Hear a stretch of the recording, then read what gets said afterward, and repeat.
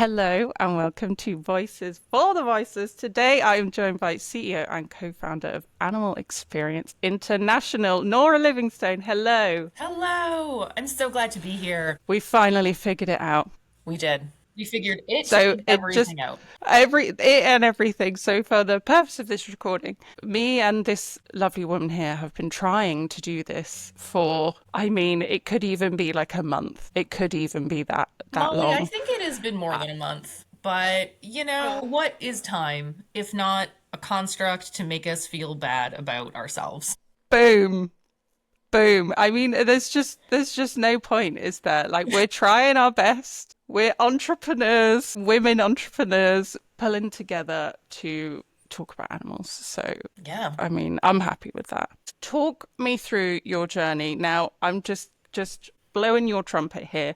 FEMA certifications, and now CEO and co-founder of B Corp, Responsible Animal Tourism Organization. Like, how did this happen? The long story long is I never really knew what I wanted to do when I grew up. And I always really liked helping, which seems like a bit basic to say, but I liked Hmm, helping, but I didn't really know where I could fit in.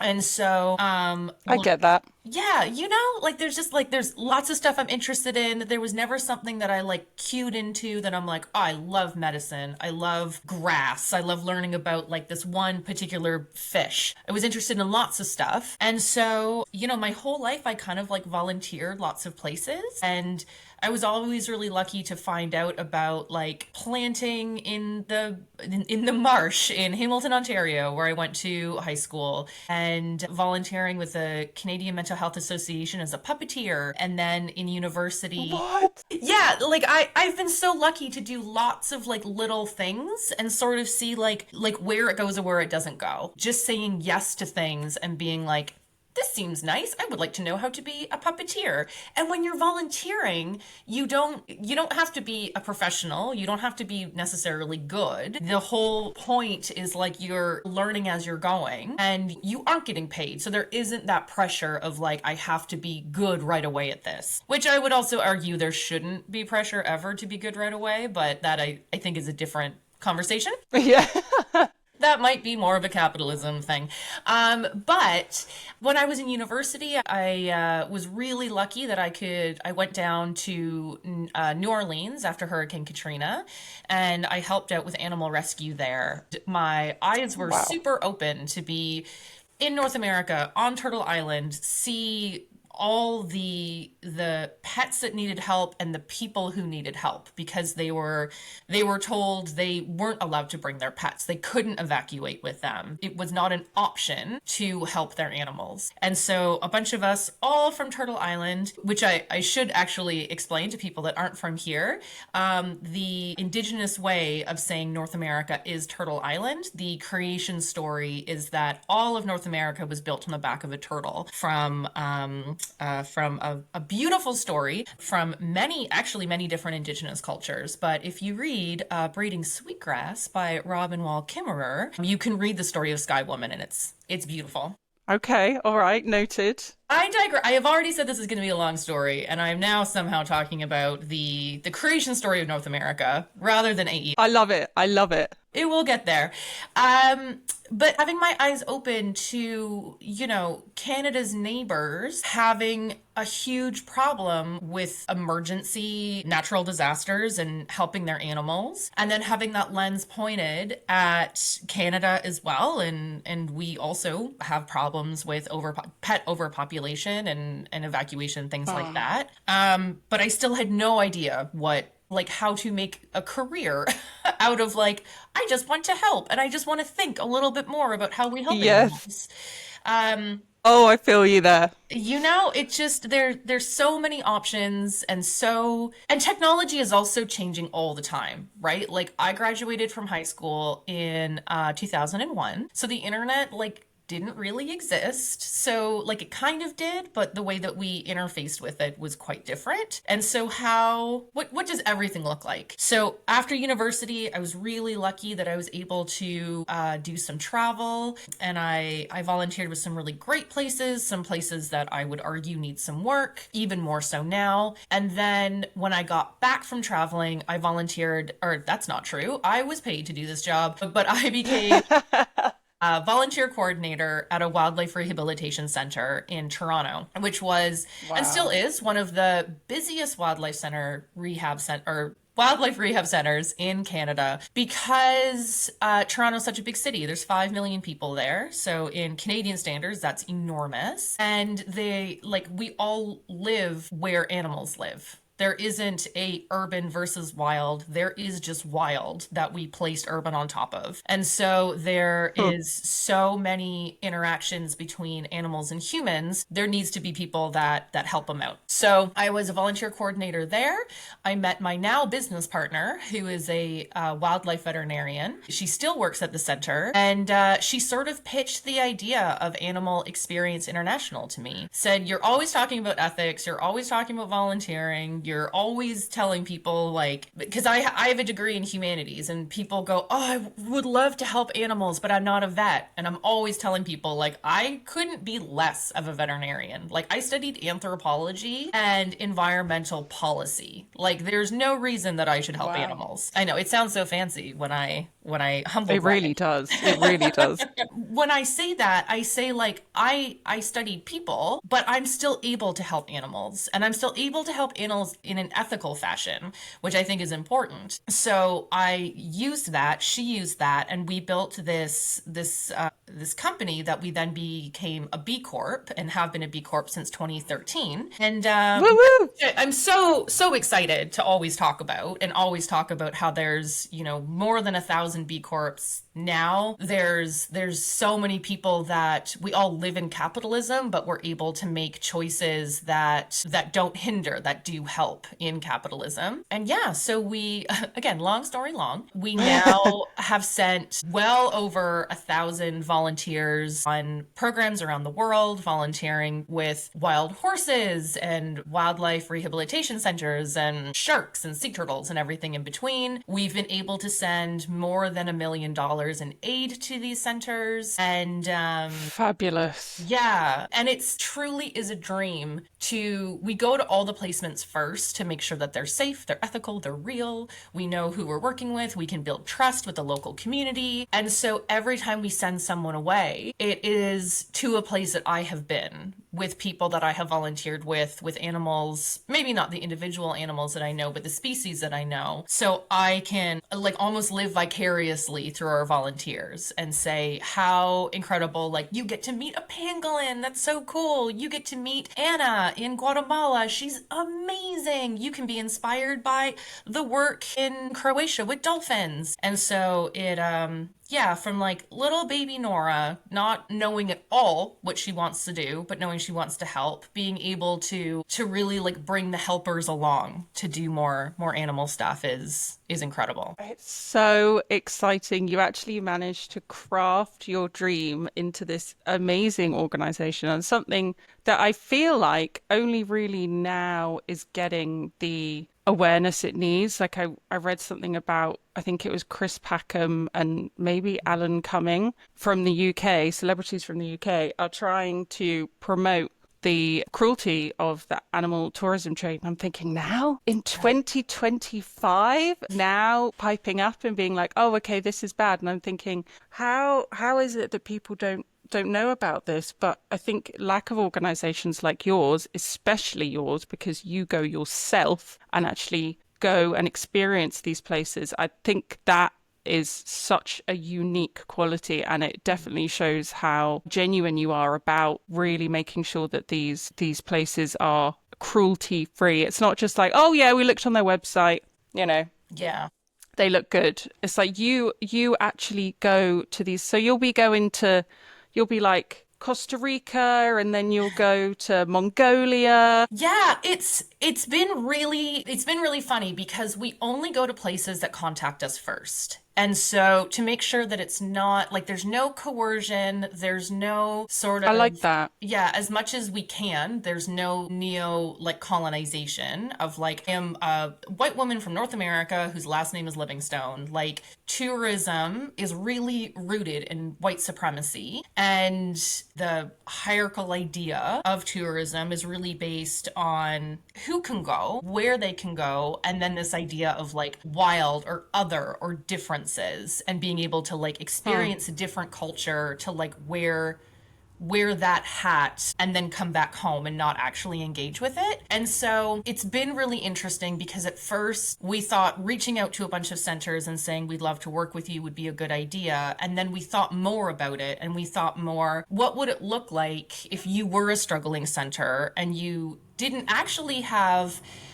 infrastructure for volunteers, if you didn't actually have a volunteer program, but you felt like you couldn't say no, then suddenly you don't have like the community buy-in. People actually don't want to host people. You don't have a program to make the volunteers happy, and you also are just struggling to find things that volunteers can do, which sometimes in these places that are just sort of saying, yeah, I guess a traveler can do something, they'll then take professional roles on, and then they will be way above their pay grade doing things that they've never been trained to do. But the local community says, I guess you paid a bunch of money, so you should do this. So we committed to only go to places that contact us first, which means I have been to like a real wacky group of countries. Like there was one summer that I went to Uganda, Croatia, Serbia, Mongolia, and then I think I finished in, where did I finish? That is a great question.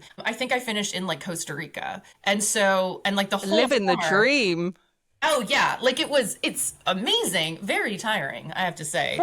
Yeah, Starting this actually thinking about it. Starting this company when I was a bit younger was a very good idea because doing it now I'd be like, absolutely not. But spending like three-ish weeks in each country was amazing to be able to really look at the nuance of the quote problems with animals and humans interacting, why these centers exist, the education that is coming along. If there actually is community buy-in, does it actually make sense to put effort into a place where the community doesn't want this yet? And then also, yeah, to build that trust and to be able to know exactly whose house we're sending people to. So we know that it's ethical. We can look through the lens of animal welfare. We can look through the lens of truly looking at the books and seeing when animals are released, if they are in sanctuary, how often they get enrichment, how often they're fed appropriate meals. But then we can also, it sounds ridiculous to say, and only in 2025 could we say it, but do a vibe check in the community Huh. and say, like,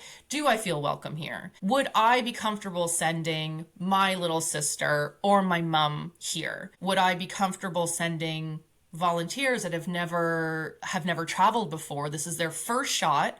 If they have a bad experience, maybe they won't ever want to travel, maybe they won't want to volunteer.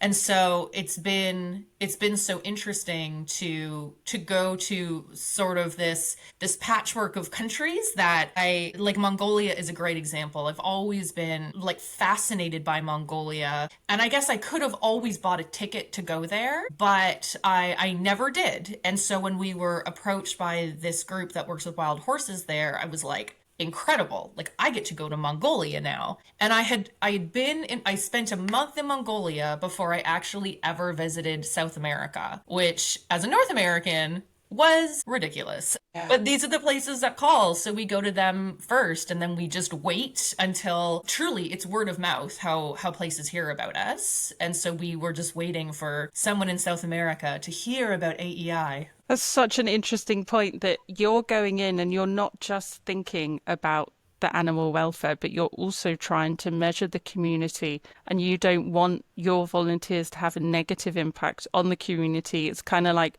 you have to think about the whole picture. It's not just animal welfare, but integrating volunteers into a country? Are they, as you say, are they welcome? Is it something that's going to benefit? I mean, the animal tourism must be absolutely massive for countries bringing in revenue. Yeah. And it's probably not the correct way of saying it, but I would say like positive animal tourism as opposed to like exploitative animal tourism, right? Like in Bulgaria, there's a bear sanctuary that's on hiatus right now for a whole bunch of reasons. We love them; they're incredible, but we're not sending volunteers there right now. But basically, this center is the like retirement center for bears that used to be Hmm. dancing bears of the Romani people. And for a really long time, this is how people fed their families, fed themselves, sometimes fed their addictions. Everyone, like I said at the start of this, like this is the first time any of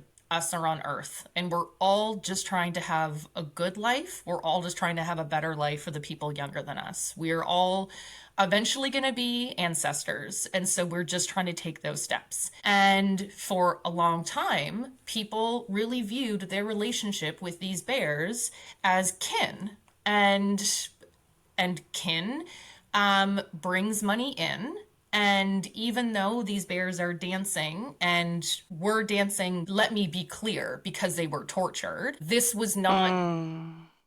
I don't want to say understood, but it was more of a like almost farm animal kind of idea, a different understanding of pain that an animal feels. There wasn't the idea that animals are sentient, and it was we could hurt a child or we could hurt a bear. And it wasn't even hurt, it was like we could use a bear as like a tool. And the more global consciousness, the more we talked about animals being sentient, the more we realized like, oh, it kind of is gross to torture a bear. The less and less, obviously, hopefully, the less and less people were taking bears from the wild and breaking them, torturing them so they could be dancing bears. But there were still these collection of bears that were living with people that needed to be rescued and still do. And so they're brought to this center. They have like beautiful, beautiful lives now. And they just revert back to regular bears. They go and they have their little bear dens. They hibernate. They eat really good food. The really old ones that are in deep retirement also get treaties, which I think they should have.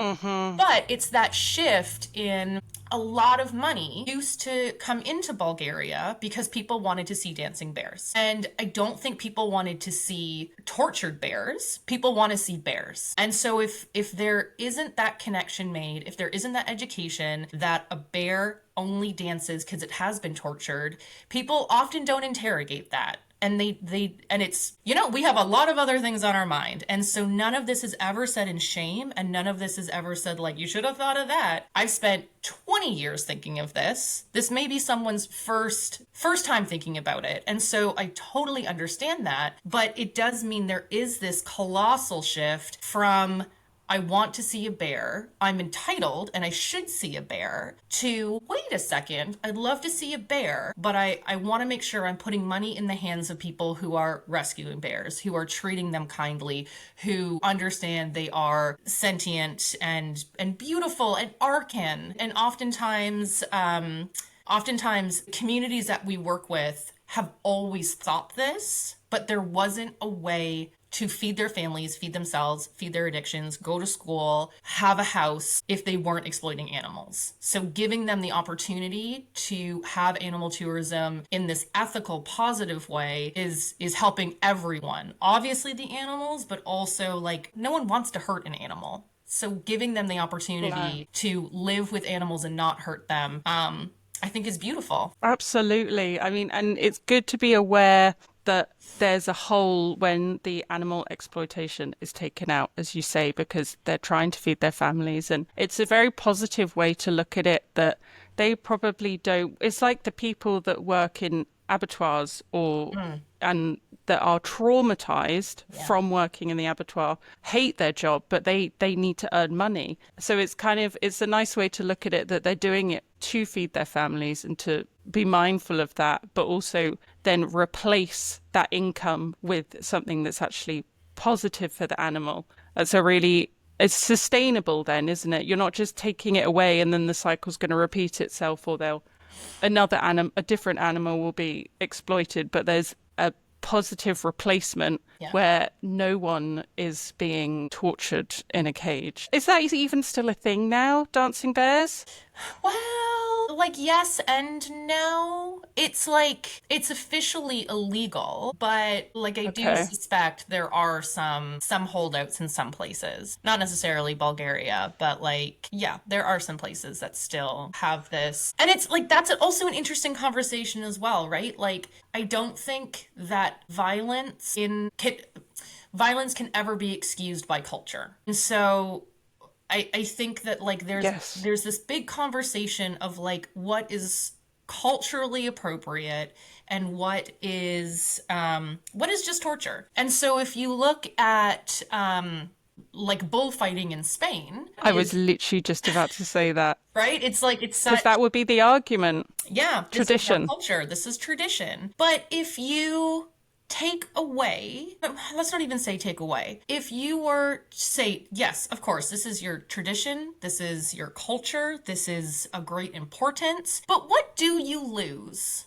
if you don't fight a bull? If you don't put swords into its back? If you find a way to I don't want to say like ethically fight a bull. There are ways that you can like have a bull play around and like really like bulls cows, bovine are so like all animals are so curious and love play and have personalities and I think that there could be a way that especially with technology and with everything that exists with holograms and all kinds of other stuff that I'm now just saying words. I just don't know if something so violent is actually your culture or if it is something bigger than that. I don't think that toxic masculinity, toxic violence is something if we got rid of, Spain would no longer exist. Well, we're too aware of sentience now, honestly. Like, I can't believe back in the day, I don't know how far bullfighting goes back, but I can imagine it's hundreds of years. They were not seeing, or there wasn't proof that the bull was feeling the pain, which is surprising because the photos I've seen are pretty horrific. But now we are so advanced that stuff like that just can't. It's like balut in the Philippines. You just can't. It just can't be justified in my opinion. But then you're bordering the line of like it's not my culture, so who am I to say? But I am the voice for animals, so You that's know? it's a difficult one. And I think Someone's got to speak up for them. well, right? And I think that like it's not our culture and but it is our planet and we do share it with the voiceless. If we didn't have bullfights for a year, what would actually change in Spain in terms of culture? What would actually like we would still have books that have it. We would still be able to talk about it. We would still have these honestly horrific pictures. We need to keep updating it. I just remember I can't remember the town, but there was a town in Spain that did make bullfighting illegal, and then it was contested and made legal again, and it's just so frustrating. You feel like you take one step forward, two steps back, but the conversation's being had. Yes. That's the important thing. Yeah. It's not like we're forgetting about it in these dark corners and it's going on and no one's. It's like it kind of reminds me of Yulin in a way because a lot of people, the majority of young people like millennials, don't actually participate in the Yulin festival Yeah. and don't eat dog or cat meat, but because it's been going on for so long, so many years, it's just kind of the norm. So I think changing that, creating a conversation to bring awareness and be like, okay, we need to update the situation Yeah. because this is something that can't continue. I'm just so glad. I don't actually know that. I'd be very interested to know the statistics and demographics of bullfighting audiences. That would be really interesting. Truly, yeah, it would be. I think change is so generational, and I think that we would see, like, Agreed. yeah, some kiddos, but I think there would be way less. And yeah, as a huge brushstroke, I would say there's probably way less women than, and people with uteruses than I would say toxic men there. But I also, hey, Yes, very. extremely good news. I just read that there's going to be an update in traditional medicine that the scales of the pangolin are No. are no longer going to be in like the recipe books. I don't actually know the appropriate way of saying it, but it's like it's no longer recommended as this absolutely incredibly not real. But it's not going to be recognized as something that is helpful anymore. The world's most trafficked animal. Again, change generational. Uh-huh. And like is gonna take a while for like these books to be updated, but every single year that these books are published, they said pangolin scales cures everything, this keratin will really do it for you. And then less and less and less books are gonna say that, and less people are going to be trained thinking that. And that is, huge success. Ah! Yeah, finally. Today is a good day, let me tell you. Honestly, those poor animals, I think it's every 5 minutes or something ridiculous like that. One of those poor animals is rolled up, put in a bag, transported God knows how many hundreds of miles. It's horrific. And as you say, it's because it's in the books. If I was growing up and in a cookbook there was pangolin scales and they're on the shelf and, Yeah. your mum says it's all right, you wouldn't blink. You'd be like, oh, okay, that's just the way it is. But that is so good. Start from the baseline, start from Yeah. education, start changing that, and then these younger generations, which I'm incredibly worried about anyway. Bless the youth of today. I feel for them. I certainly didn't grow up with Instagram. Thank God for that. Oh, I know. Thank all of the gods. Yoinks. Yeah, I think about like, Literally. yeah, like we're so connected for better and for way worse. And we ideas again, like yeah, ideas that are positive and negative can travel so fast. And geez, hopefully the youth of today will be the most educated to how much they're being manipulated by media and how much they're being manipulated by algorithms. And having that conversation already, I think that there's always going to be people that like buy, terrible rags that aren't anything, but there'll be more, I hope, people that have like critical understanding of not everything, but everything you see online. Someone is selling you something. Everyone has Yeah. something that they want you to buy. So yeah, I hope that yeah, Gen Alpha sees that more than maybe my parents, these boomers, they're just not Mm. they really have a lot of trust in every link that's being sent to them.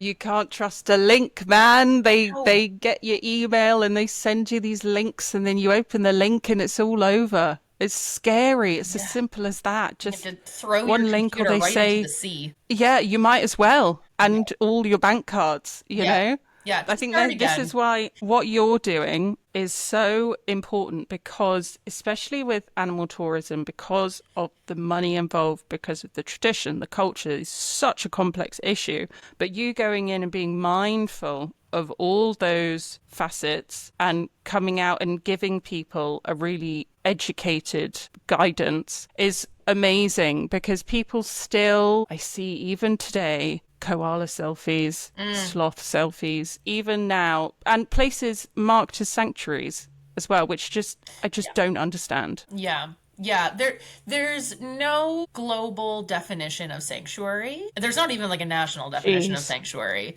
in Canada. So you can call yourself a sanctuary and there's no like TMR, there's nothing that you have to like get a stamp certification. What? So yeah, I often like sloths are such a good example that people find out what I do and go like, the sloth sanctuary in this specific country, what do you know?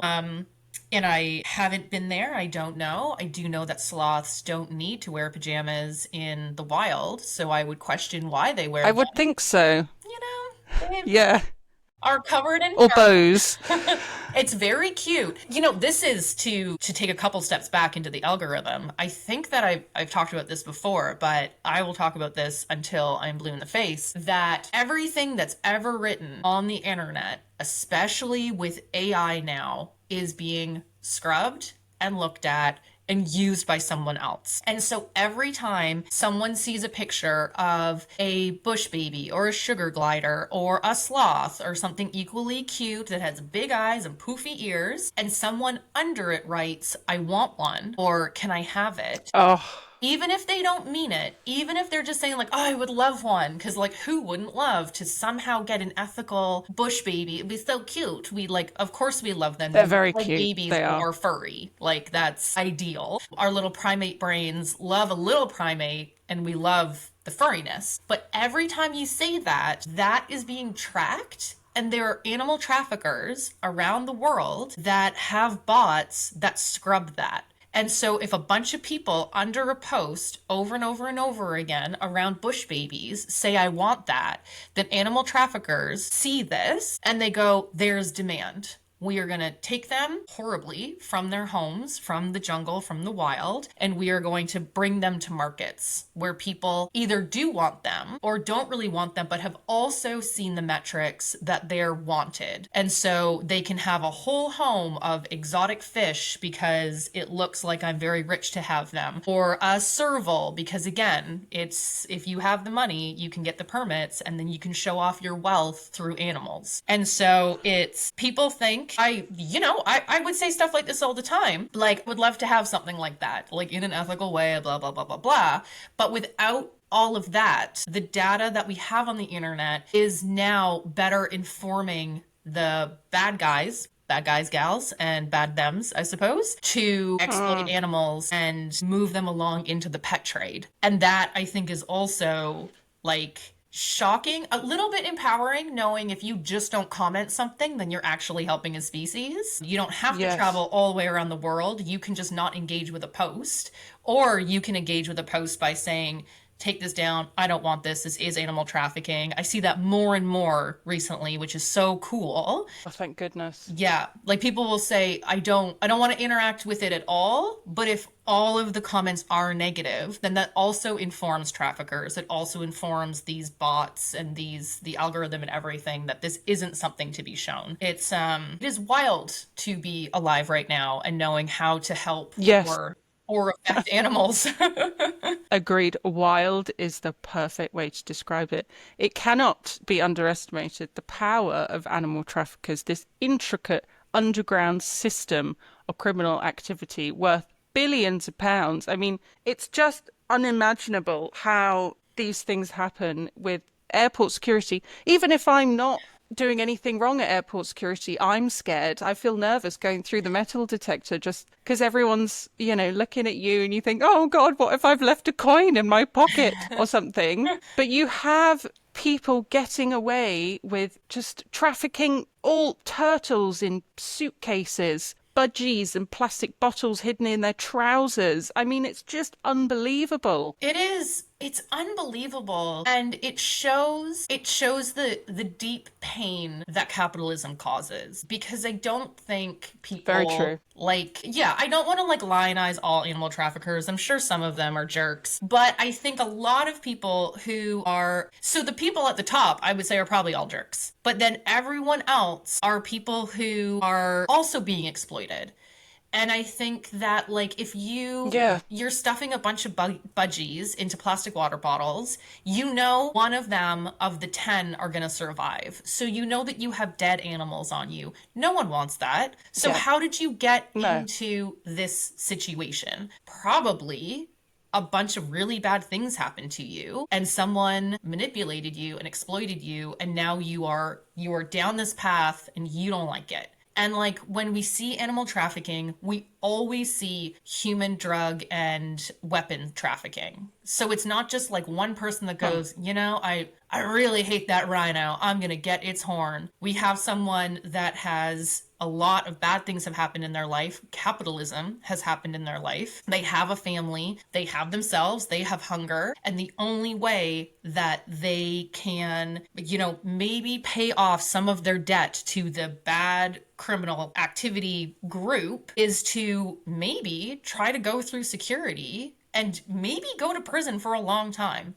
And not that prison in Canada is great, but very bad prison. prison that like you don't get fed, you don't get to see the sun, you don't get to go outside. Like it is it All that risk, all all that that risk risk. for probably, as you say, one budgie, two budgies maximum are going to make conditions like that traveling for hours and hours. And it's, as you say, the only opportunity they have is this beautiful wildlife on their doorstep that's probably worth, I don't know how much a tropical bird is worth on the black market, but I can imagine quite a pretty penny. And they just think, well, I've got no other choice. I've got Yep. no other choice. It's there. And replacing that with a sustainable income is really because we're just stemming the issue, aren't we? Like arresting these people and then there'll be someone else that will do it and then Yeah. you'll arrest them. And it's just this it's this cycle and these gangs are getting so intelligent about the permits. I meant you mentioned about the permits, which is something I find really interesting, is that you can easily fake a permit and also, as you say, being able to afford a permit Yeah. then perpetuates that cycle of wealth and Yeah. wildlife, which I know CITES probably had some kind of rationale behind that, but it's just difficult because obviously it just exploits the animal even more because you're like, well, I can afford to have this animal to exploit. Yeah. And It's crazy. if you can say that you're a sanctuary and you can fake enough permits, then you too can look like you are part of an important breeding program for the Horola antelope from Kenya and Somalia. You too can look like you're supposed to have them. And are you? Maybe you are in a breeding program. Is it a nice breeding program? Is this our animal welfare standards as high as we want them to be? I think it always comes back to capitalism. It always comes back to white supremacy. It comes back to this hierarchy and this idea of have and have nots and power. And the easiest way to show power is money. And the easiest way to show that you have Hmm. money is with things. Because people don't look at your bank account. They look that you went to space for 11 minutes.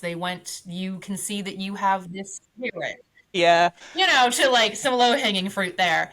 But awful. we work with a group in Costa Rica and they hire people who used to be poachers and with sea turtles. And so like poachers is like the ones that have been hired, the ones that we work with, it's sort of like a big umbrella term because these people used to, with leatherback turtles, when they would come ashore, take their eggs, sell them to local people. Because locally, indigenous people used to eat sea turtle eggs because, like, sea turtles existed for a really long time and it was a sustainable way of having Yes. eggs. Chickens are not from Costa Rica. Why would you have chicken eggs if you can have a sea turtle? To be clear to everyone, I have never eaten a sea turtle egg. I do not know, But but it makes sense for them, doesn't it? They're totally they're makes sense coming for up on the them. beach in their hundreds. Yeah, there's so many of Ugh. them. And so this used to be a traditional way of life. Now, when we talk about culture, it now no longer is. Many people don't want to eat sea turtle eggs. There's still some holdouts that want to have here and there, but typically Mm. there's chickens everywhere. There's many other types of protein.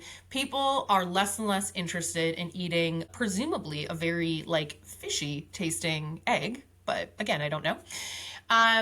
And so now the sea turtle eggs are skyrocketing, the price of them, because not only do less people want it, now it can be shown as wealth. And also, of course, the magic word whenever we exploit animals, an aphrodisiac. So these people, I thought it was oysters, oh, honestly.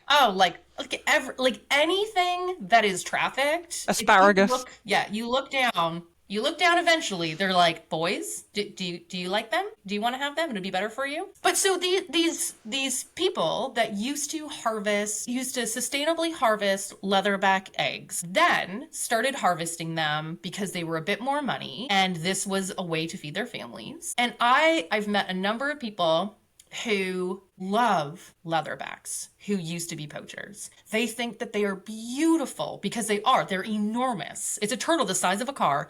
Gorgeous. They're gorgeous, incredible creatures. They're so, like, how beautiful that you swim around the world, up in Canadian waters, down in South American waters, everywhere. You're so big, nothing can eat you because, again, you're so big. You dive down so far, you look kind of like a sea monster. They're beautiful. They don't hurt global fishing populations or anything like that. People love them. It's not that they want to hurt these species. And so, when given the opportunity to work as rangers and biologists who are trained as biologists, when we give them the jobs, sea turtle conservation officers, volunteer coordinators, they always take it because they want it. They see these sea turtles as kin. They see them as almost like a professional relation. They are our colleagues because they help us feed our families. They help economic development in the area.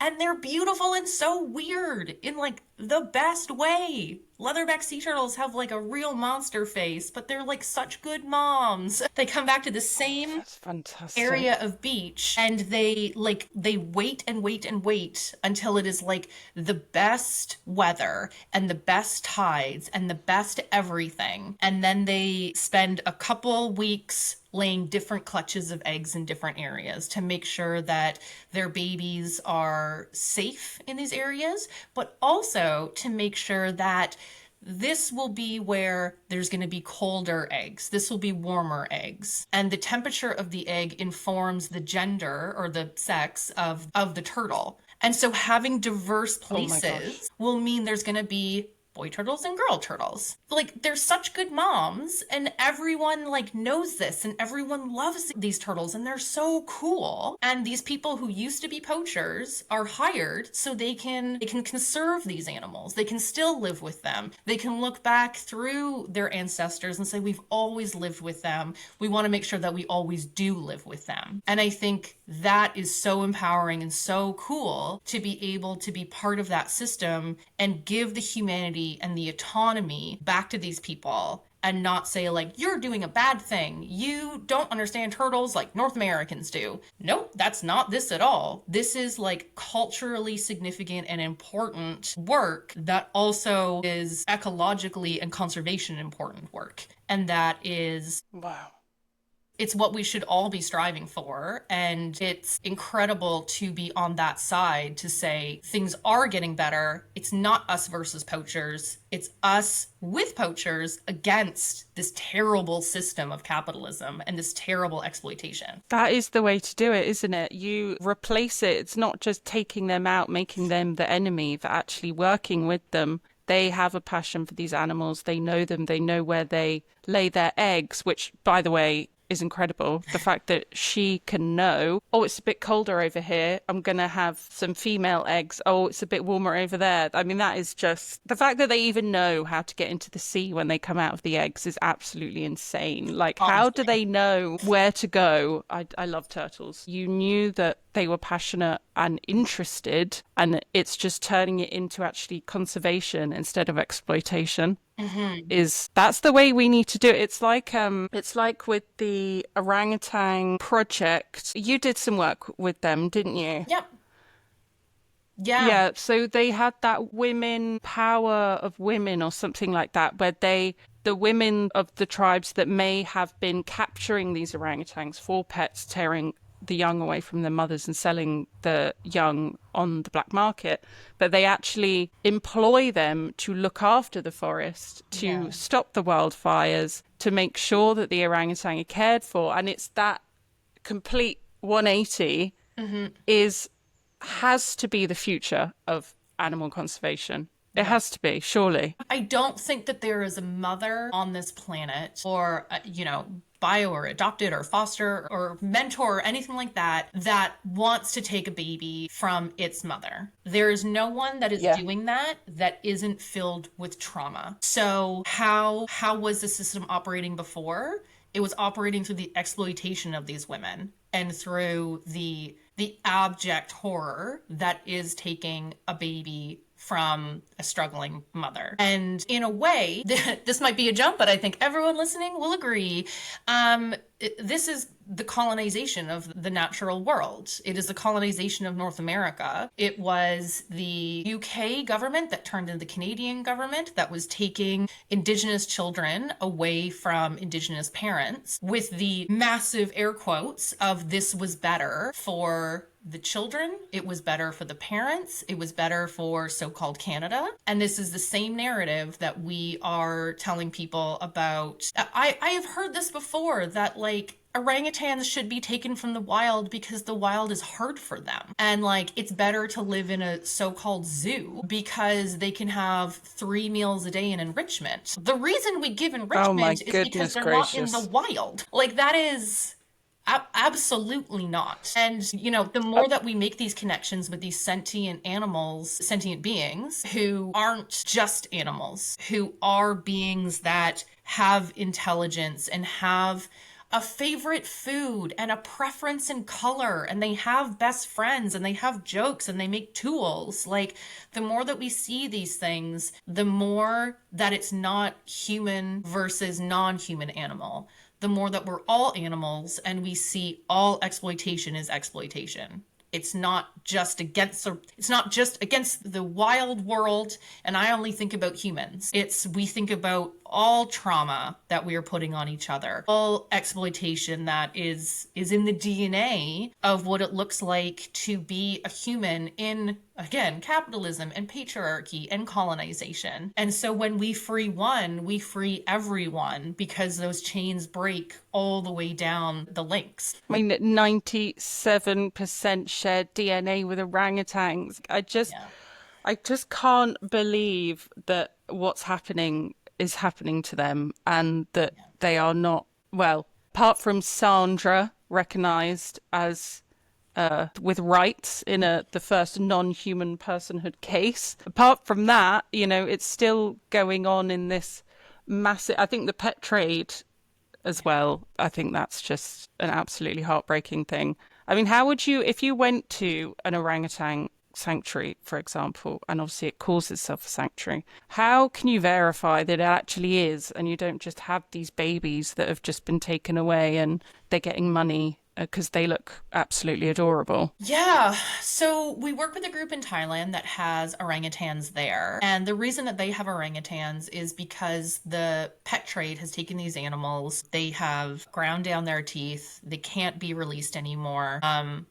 And it's horrible. So like, they must live in sanctuary, because if they live in the wild, they actually cannot. And also somewhere like Thailand, that we no longer have vast tracts of wild, it is very unsafe for some animals can be released again, but it is unsafe for most charismatic megafauna in Thailand to be released, because there's so much animal trafficking, there's so much urban development, and there's just so much fractured wild land. So there isn't a place that animals can really go and just not see humans. And so Oh my goodness. it's, and so everything is connected, right? Like, the deforestation is connected to animal rights, and so is urbanization, and so is our entitlement. Everyone wants to have a yard or a garden. Of course we do, but there's many people on Earth right now. So I think one of the ways to look at a so-called sanctuary and make sure that it is sanctuary is to understand where the animals are from and then where they're going. And so at any time, anyone that does ethical work with animals just wants to talk about it.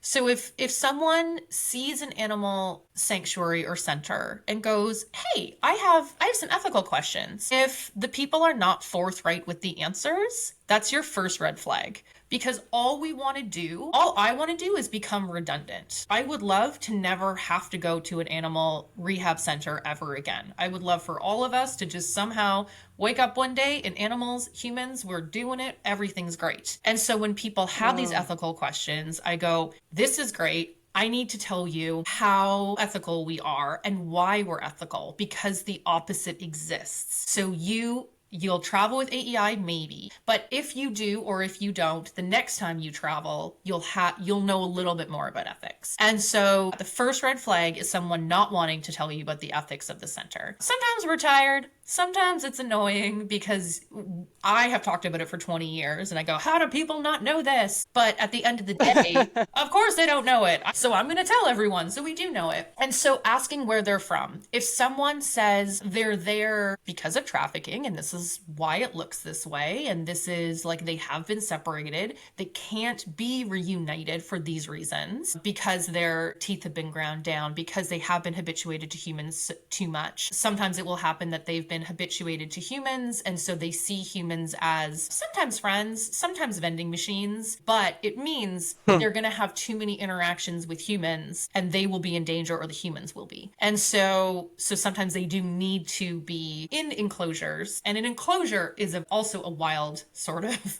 non-certified thing. Do they need to be in a cage? No.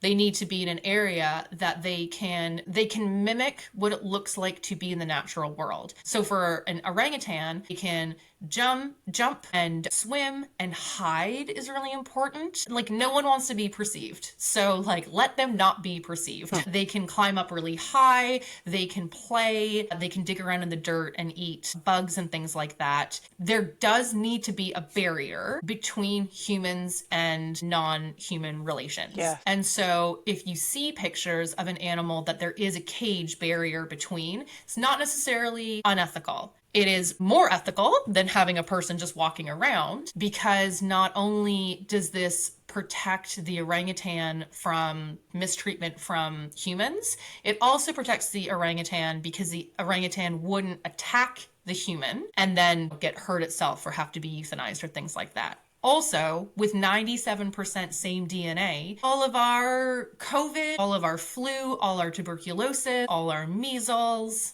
all the things that are coming back because vaccines are a thing, okay? Or I guess anti-vaccine is a thing. All of those can be given to orangutans. And so another really great like clue is, if you're looking at pictures, if the people around the orangutans are wearing masks, they're protecting these orangutans from our germs. And that's really important as well. And then I would also say, where are these animals going? And so there are some places that go, it's really hard with CITES to, for better or for worse, to move animals between borders. And so there's some animals, it would just be like $1 million to move a marmoset from Thailand to where it should live. And so at our wildlife center in Thailand, we have some marmosets that shouldn't live there. They're not on the right continent, but to move them to the right continent to then live in a sanctuary there would actually be so expensive. It would be detrimental and very stressful, but detrimental to the whole center. That takes a lot of money that we could be like putting towards these other animals. Again, for better, for worse, in like a much better system, everything would live in the climate it should live in. But so looking at where the animal's going, is it going to be in sanctuary forever? Or is there a plan that the sanctuary goes, we're squirreling money away and we have this bigger center? Or is it lives with us forever, it gets a larger and larger enclosure? Or it's living with us forever, this is its enclosure, and this is the food it always gets. This is the enrichment it always gets. It always sees the same care team. It doesn't actually engage with any new volunteers. It doesn't have lots of faces. Looking at the rights these animals should have and the responsibilities that we have as their caretakers, it should be really, I hesitate to say easy, but it should be easy for someone to answer those questions if anyone is interested in knowing if this center is good or not. Orangutans are such an interesting example because releasing them is often very difficult in places like Thailand and even in Indonesia, where like there are wild places, but those wild places are getting divided up more and more and more. And so the sort of hope is these centers in Indonesia can buy enough land that then it is a park and it's a forever park. And so there's some animals that are a bit easier to release because that's something perhaps like a North American or a European robin can live in like a much smaller area. So doing their rehab, they can be released a lot easier. But even knowing with orangutans what the plan is to also have education. Not every center has the money or the capacity for education, but all of them should be thinking about, how do we make ourselves redundant? How can we make sure that in not 20 years, but hopefully 20 years, we don't need to have an orangutan sanctuary anymore. They live on an island by themselves. They're great. But that is, that's sort of, again, a very long, but I think like important sort of thing to roll around your head of what does it look like to take on the duty of care of these animals. Absolutely. Raise the red flag, born freeze, whole thing. I think I read that they have had 17,000 people complaining, sending in reports about unfit sanctuaries, places that they were worried about, which is just the most demoralizing number. You just think, oh, goodness me. But it's a good number Mm, because everything that you've just said, all the details, all the nuances about education, where they've been, where they're going, people are asking those questions yeah. and they're aware of, I think as well, orangutans, because they're so cute and obviously very similar to humans.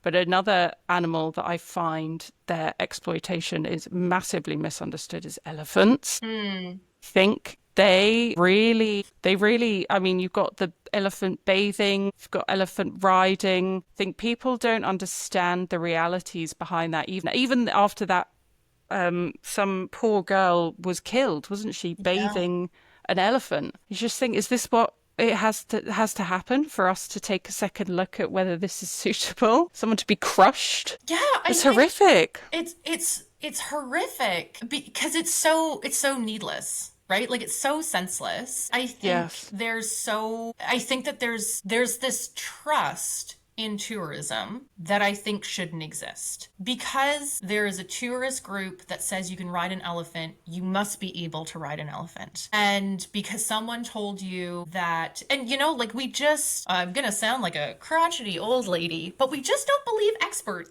in the way that we used to believe experts. Thinking of vaccines, thinking of different foods to eat, people with like carnivore diets thinking that meat is a multivitamin and other ludicrous things.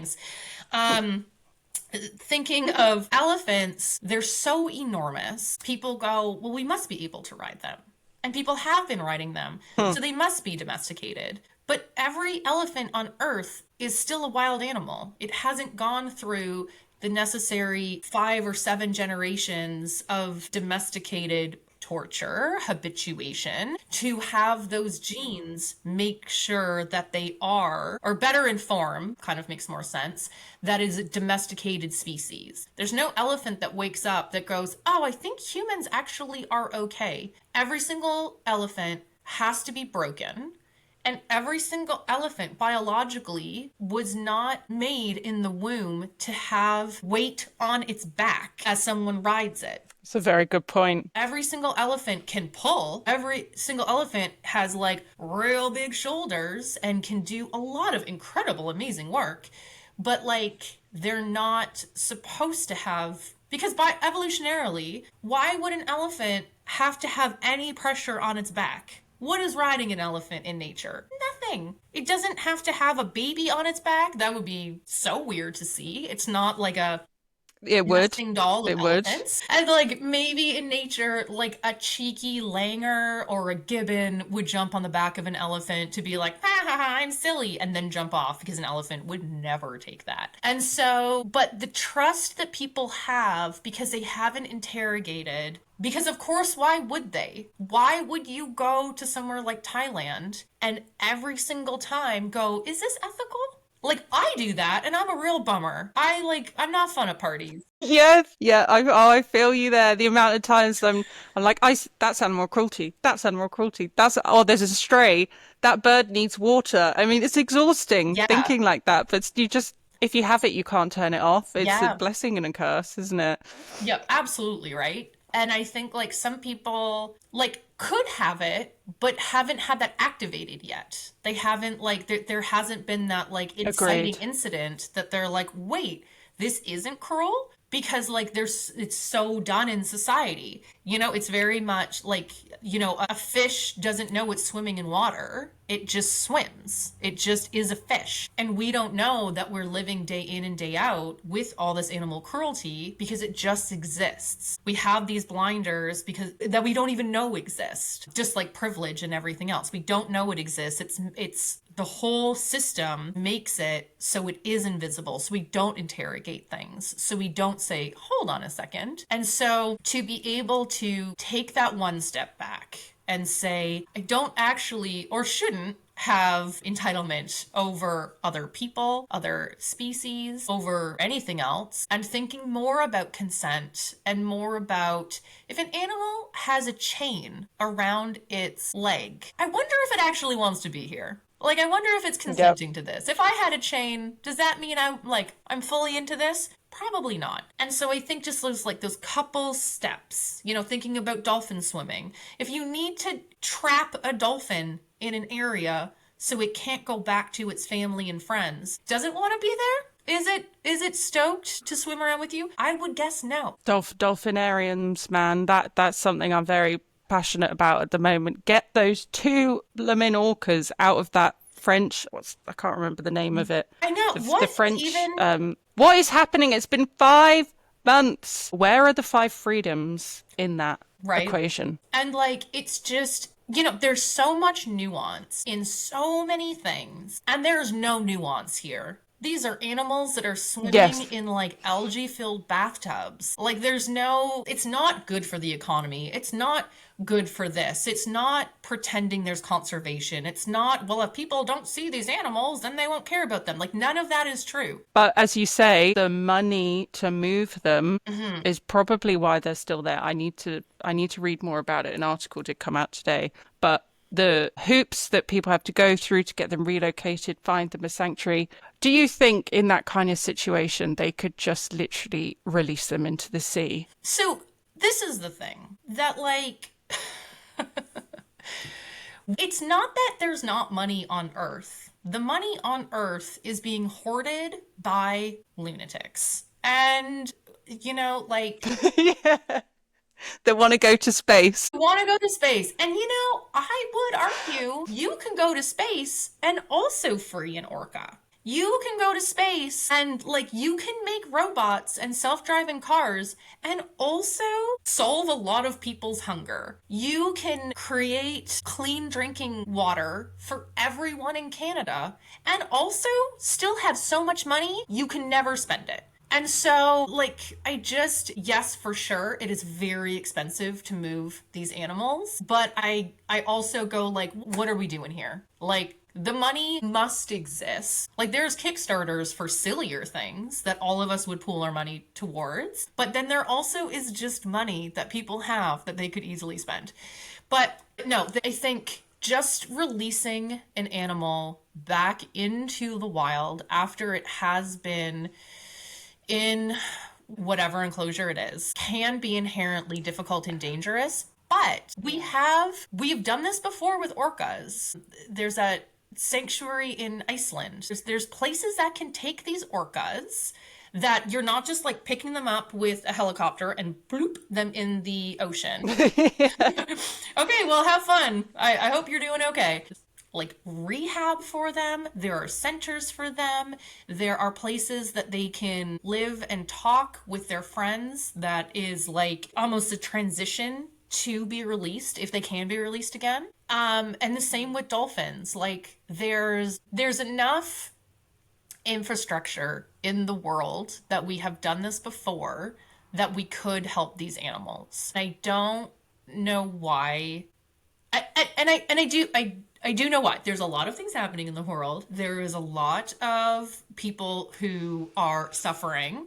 And I know that on the list of things, there's a lot of compassion fatigue. And so I do not blame any member of the general public for you're listening to this and you haven't stepped up and walked to that aquarium and picked up a dolphin yourself. You are a monster. I think that there's big societal things that we are all working to try to change. And there are people in power who are monsters, but the systems exist, the money exists, the places exist. And so I don't know why there isn't more push for these animals. If nothing else, Literally. for something to celebrate. Good gracious. I made a point of writing this down because I did want to ask you about the Galapagos because that is good news. You have got in there 97% is a national park. It's very exciting. So I'd love to hear more about that. Yeah, yeah, to segue between both, because I think that they're both connected. Like, I think there are good people that are like there's people that are working right now to help these dolphins and these orcas. There's good people that are doing things. I don't think that we are the only Yes. people talking about it. I think that, yeah, totally. There's many people doing lots of things behind the scenes that we're not seeing right now. And we're also working in a system that is built on precedent. And so I think oftentimes people look at something and they go, well, can't you just get this orca and just move it? But if you were to just move an endangered species, if you are to break the rules, then you are opening it up for the bad guys to break the rules. And so we must do things legally, even though that's annoying. And that's how we know we're the good guys, because we do things the correct, sustainable, legal way. When you start doing things the illegal way, you start going through bad doors. They're with an asterisk, because there is good trouble. There is some direct action that I would say, go get her. But so the Galapagos, what a dream to work in the legal boundaries of a country that has so much pride and so much identity in the wild world, in the natural wildness that exists. So we were Amazing. contacted. It takes about 2 years to do research before we go to a center to make sure that, like, My because it's very goodness. expensive to travel around the world, to make sure that we can build up a nest egg, but also we don't want to waste anyone's time. So we don't want to waste our time or our money or anything. Is this going to be a good partnership to have? It doesn't make sense in the model that we work in. Is it consent based? Is in the community and with animals? And everything all rolled into that. So was able to go last year to the Galapagos, and there is a giant tortoise breeding center, and there is a sea turtle conservation group. So the giant tortoise breeding center, I think, is such a cool example, because they do take animals from the wild. They bring them to this center. The animals breed. And then after their sort of time, thank you for your service, they are released again. So is it like the best model to take an animal from the inside of a very old volcanic crater and bring it to this center that also has like old lava and palm trees and all kinds of nonsense, enormous Whoa. cactuses everywhere? Like, I would say no. Like, they're not 100% consenting to it, but this is the only way right now that we can repopulate the Galapagos. And so cool. When we were there, there was some subspecies of giant tortoises that were being released into a crater that they haven't lived on for 70 years. They had been extirpated, and then they're just, these little guys are released and just go live. And so it's so incredible. And it's incredible to be a volunteer, because, like, your job is husbandry. You're doing feeding, cleaning, enrichment of these enormous tortoises, but also they start off so bite-sized, so little, and then they get like hamburger sized, and then all of a sudden they are ginormous, and they're just like these, How ginormous. like, what is it in kilograms? Like 100 pounds with like 50 kilos? Something like, What? I can't even imagine that. yeah, like just like a That's dinosaur. crazy. Like, when you see it, you're like, how are you, what? And they live Wow. in places that seem to us so desolate. They live in, the Galapagos is so interesting because it didn't exist. And then there were some underwater volcanoes, and those volcanoes kept on erupting. And then this whole group of islands just popped up. And then that is so interesting. This is why evolution is studied there, because they were never connected to the continent. And so there shouldn't be any animals that ever lived there, because they were never connected to anything. But the animals that live there, like the birds, get super flown off course and then just landed in this island, and we're like, well, I don't know where I am, but I guess I will make a life out of it. And these tortoises, they think there's This is the amazing thing about animals, about Earth, about nature. Like, we just don't know everything. And I love that we don't know everything. But the giant tortoises, we think, were on different continents, different islands. We're like walking along, having a life, and then a piece of the island like dropped off because of erosion or got swept away or No. whatever. And so these tortoises were on like a little piece of land, and we're just like, okay, I guess I'm a wayfarer now, and I just live, okay, sure. And then bonked after years, bonked into the Galapagos, walked ashore, and we're like, okay, I guess I live here. And then through all of this time, thousands of years, their babies who had babies who had babies became more adaptive to living here than when they originally were.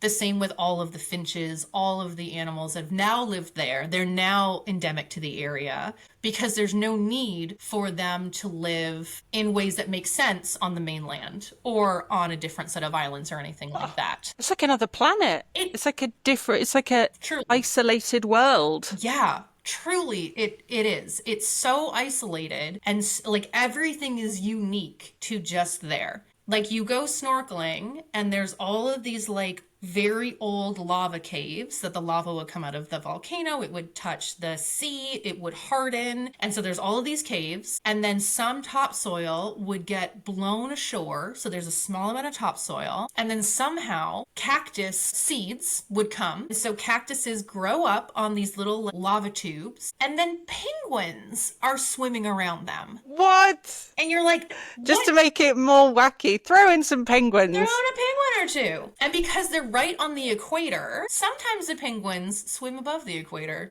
Penguins, not just Southern Hemisphere animals.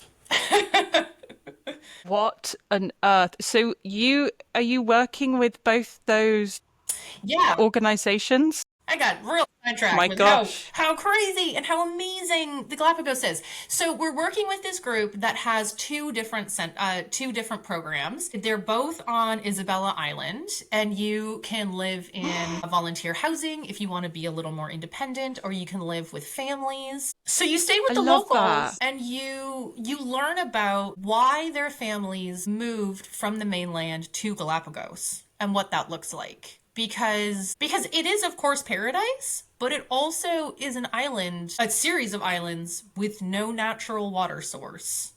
You're very far from the mainland. There's no spring. They are just like volcanoes. So what does cloud Whoa. harvesting look like? What does agriculture look like? What does conservation look like? And everyone that moved there like sort of after Darwin and the Beagle like went through. So everyone already knew about the Galapagos and knew its importance to like natural history and everything. So people have like fantastic, like super interesting stories to what it is to be of the Galapagos if you choose to be. And then, yeah, you just so happen to have to walk along some of the most beautiful secluded beaches in the world to help with sea turtle work or do feeding, cleaning, enrichment, and just like, be a small but very like important part of the reestablishment of these giant tortoises throughout the Galapagos. And just beautiful. Like every day you are there, every day I was there felt like such a massive privilege to be able to walk in these spaces that very few people have walked, but almost everyone that's there has this reverence. They're there because of the natural world, because they are so interested in sea iguanas and weird birds and everything that's amazing.